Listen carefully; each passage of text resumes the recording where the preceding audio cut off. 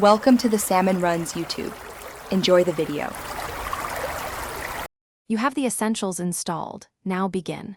Open your new project folder in VS Code, create index, JS and run npm init to generate package, JSON so tooling works. Install ESLint and prettier extensions to catch style and syntax issues early. In the integrated terminal, type node index, JS to execute a quick test print.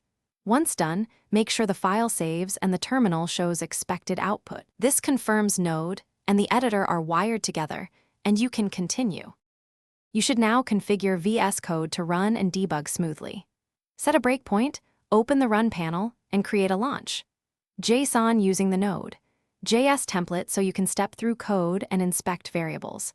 Add an npm script like start for consistent runs, and enable source maps if you use Babel or type script so the debugger maps back to your source. Make sure to enable format on save and ESLint autofix so code stays clean while you iterate.